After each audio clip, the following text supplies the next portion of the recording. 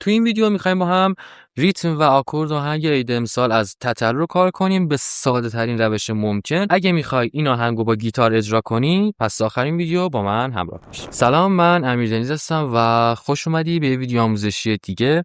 همونطور که گفتم میخوایم آهنگ عید امسال کار بکنیم به ساده ترین روش. یه ریتم 6 و 8 داره.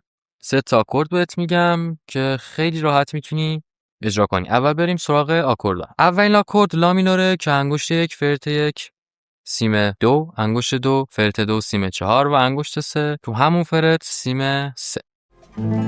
لا مینور. آکورد بعدی فا ماژوره، انگشت 1 به صورت بار فرت 1، انگشت 2 فرت 2 سیم 3، انگشت 3 فرت 3 سیم 5، انگشت 4 هم زیرش فا ماژور و آکورد بعدی هم می مینور. همین لا مینوری که گرفتی انگشت 1 رو برمی‌داری، این دو رو هر کدوم یه سیم میری بالاتر، یعنی انگشت 2 تو فرت 2 سیم 5، انگشت 3 هم زیرش سیم 4.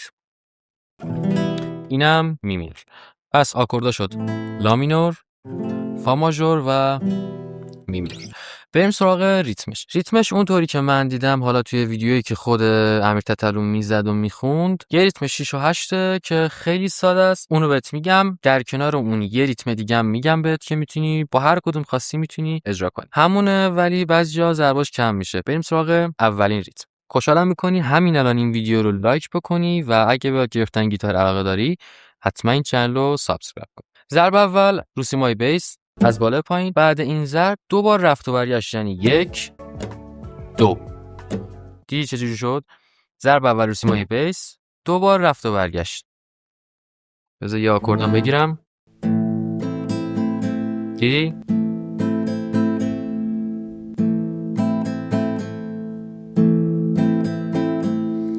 ضرب اول رو سیمای بیس از بالا پایین، دو بار رفت و برگشت. بعد این دیگه هی تکرار میشه.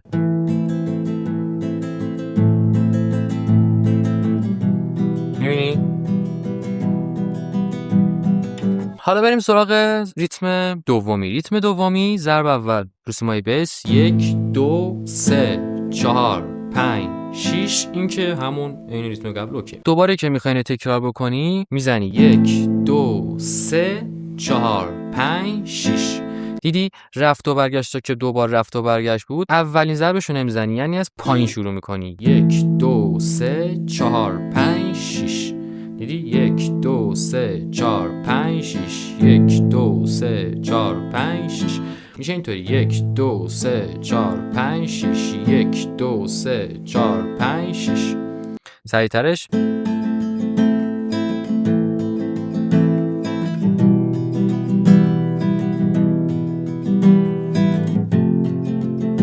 به نظر من این جذاب‌تره.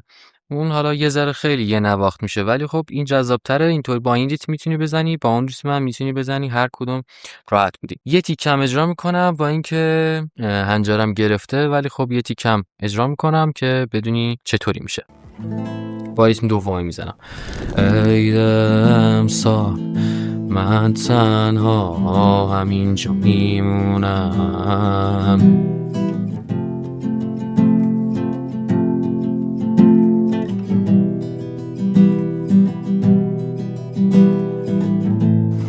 یه تیکه خوندم که بتونی چجوری میشه، بقیه‌اش هم دیگه خالی اجرا کردم. متن آکوردش هم توی دیسکریپشن میذارم لینکشو، میتونی دانلود بکنی. توی اینستا هم اسلاید آخره. و اینکه اگه توی یوتیوب بازدید این ویدیو بالای 1000 تا بشه، ملودی آهنگم میذارم. ملودیش هم ساده است که بین آهنگ میزنه با ویولون میزنه فکر کنم. ملودیش هم میذارم که اونم بتونی بزنی.